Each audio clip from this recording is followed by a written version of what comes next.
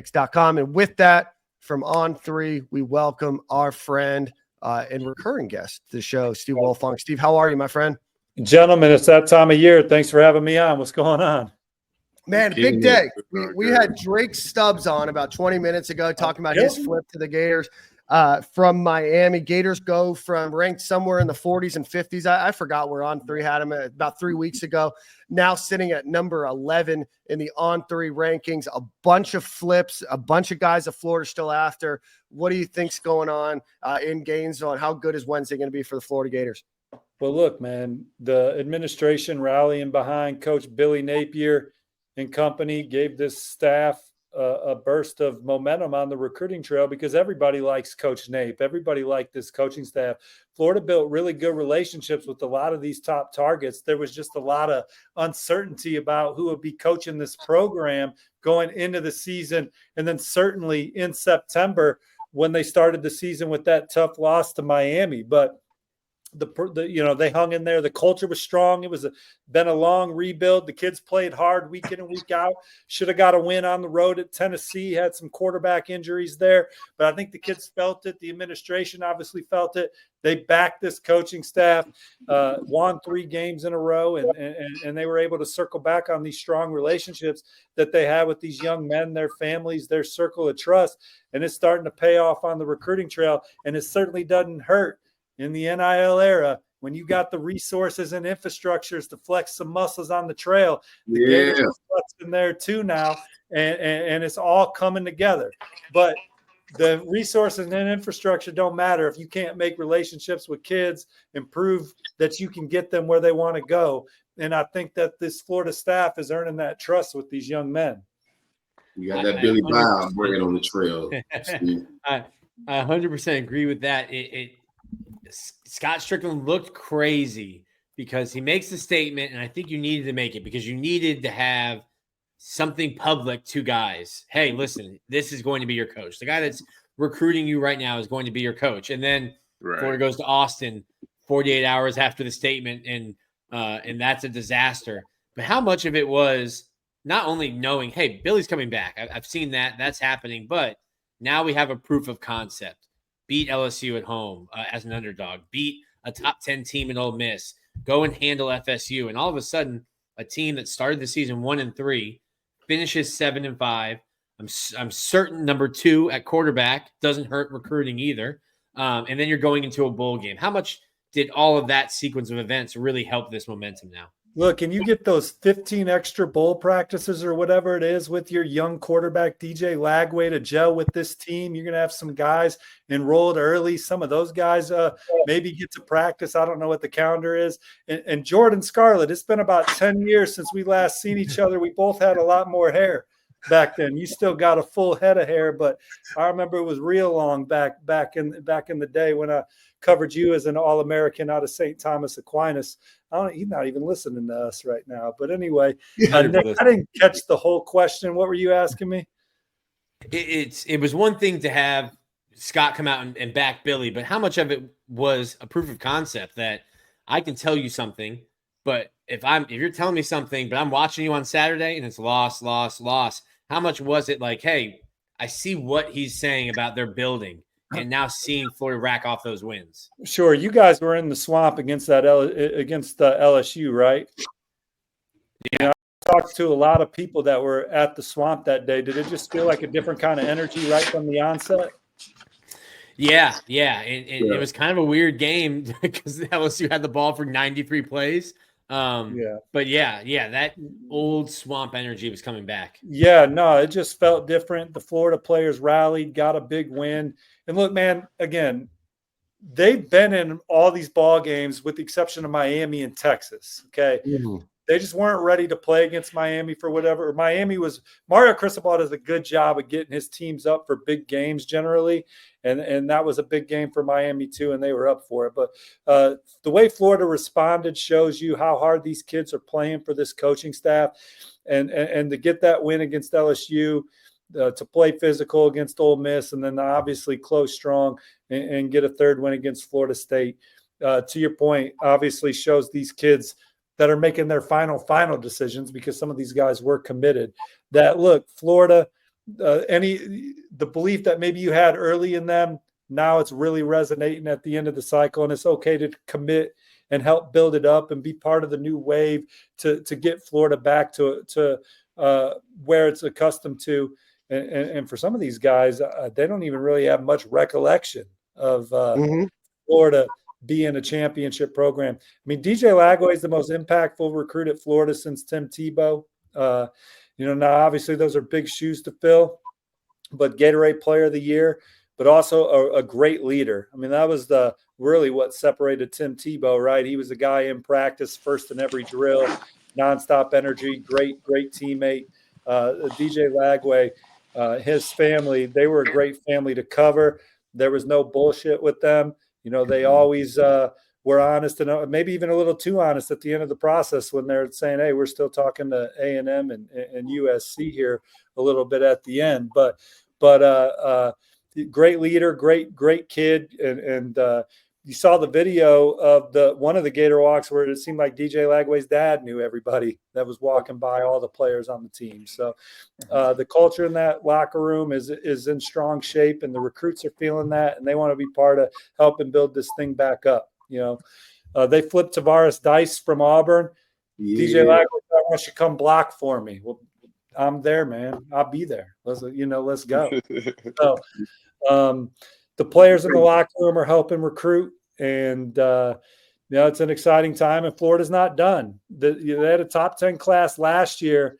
They're up to number 11 now. I mean, hell, I don't know where they were 4 weeks ago, but they're up to number 11. You got a Laganza Shady Hayward, who is a hell of a safety, still out there. I love my on-3 prediction for Florida to land Hayward.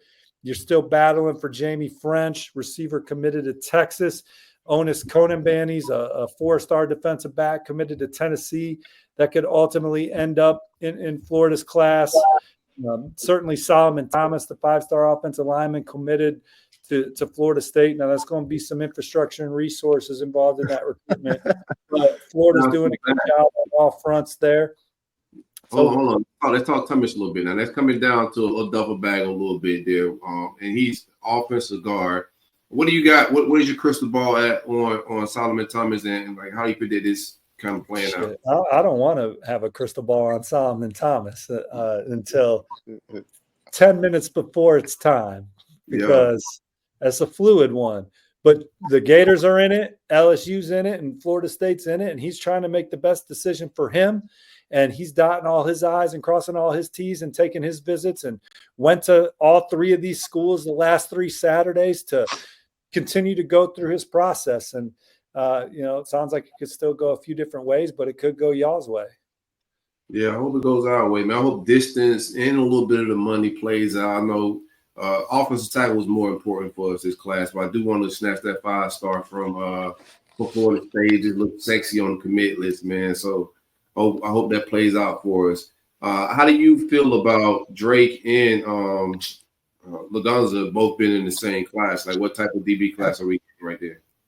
Difference makers, championship caliber defensive backs. Hayward is the real deal, man. I mean, I am super high on him. He is a physical, do-everything guy in the secondary, and Stubbs was obviously one of the most coveted players in the state. And then you add in a guy like Ben Hanks Jr., who's another top 100 defensive back. To play the kind of defense that you want to play in the SEC against that caliber of talent, you got to have versatile, athletic, rangy defensive backs and guys that can play with the physicality that you need to tackle in space against the athletes that are in the SEC. So Florida checking those boxes, keeping Jalen Wiggins in the fold. Notre Dame's all in on Jalen Wiggins here at the end of the cycle. He's someone that committed to Florida in January. He's an important commit for the Gators. But Jaden Woods, Ty Jackson, those are some second-level body types that are long, but more importantly, athletic. Again, plus athletes for their positions when you stack them up against their peers. So I think Florida's getting more athletic on defense. Guy like Vernell Brown III, he's someone that's going to be a difference maker right out the gate for Florida on offense. just a high IQ football player that's a touchdown waiting to happen when the ball's in his hands, and someone that could also make some things happen in the return game. And more than anything, someone that just loves being a Gator, right? I mean, he would have went to Florida if Mrs. Wiltfong and Mrs. Silk were on the staff calling the plays. So, those are the kind of guys you want in your locker room, because you need good leaders, and more than anything in today's climate, right? So. Steve, got a question. Jaden Woods was a guy that committed to Florida kind of seemingly out of nowhere. I know it wasn't out of nowhere, but to probably most Gator fans. So probably not a guy that most Gator fans are familiar with. What can you tell us about Jaden Woods? Well, I wrote about Florida and Jaden Woods last week. Sorry, I'm struggling. I wrote about Florida and Jaden Woods last week because talking to some sources around the program, I got the sense that was one they were really excited about when they got him back up on a visit. I think for the Ole Miss game, they had him in the spring or summer, and he's one where he loved Florida, loved the staff, but just wasn't ready to jump in because there was uncertainty about the direction of the program. No more uncertainty. These are the kind of guys that Penn State's been playing the best defense, some of the best defense in the country with. Guys that are more athletic than the average joker at the position, that can get behind the line of scrimmage and make plays. He checks those boxes, but he is just very explosive in the short area and has a lot of physical upside still. And again, a good kid, man. He's going to come in with the right mentality to compete and grind through some hardship. Jordan, I don't know if you heard me earlier, man. It's been about 10 years. We both had a lot more hair back last time I saw you, man. What, for real, man. It's been a long time, though. Yeah. I got one for you, man. I don't know if you got a crystal ball on. I think there's been a lot. It's an RPM now, Silk. RPM, Silk. Come on. My bad. Yeah. RPM, man. I forgot we switched spots, man. But I don't know if you have an RPM on Josh Moore, but, just giving you a heads up. It may be a flip there. What are you hearing about Josh Moore at Miami, formerly committed to Florida? I think we're still poking the bear a little bit there. Yeah, it sounds like I need to make some phone calls. Yeah. Corey, we're just gonna leave it at that. Anybody? Corey, he'll give you his info. Yeah. Man, it sounds like I got it loud and clear. Yeah. Right. Yeah. Just poke your head through that door and see what's up, man. Just holler at him and see if there's some smoke there. Open the saloon door, see what's popping over there. Anybody that you fear? I know Nashawn Montgomery is a guy that's taken some visits, and there's some concern that he might flip somewhere. Anybody, anything on Nashawn Montgomery before we get to National Signing Day, or anybody else in the Gators class that might be on flip watch? Yeah, flip away from you, you're asking? Yeah, flip away watch. Yeah, I mean, Louisville's in there late for Nashawn. They got that Papa John's bag. I'm kind of scrolling. I wouldn't be surprised if Jeremiah McLeod stuck. That's it, man.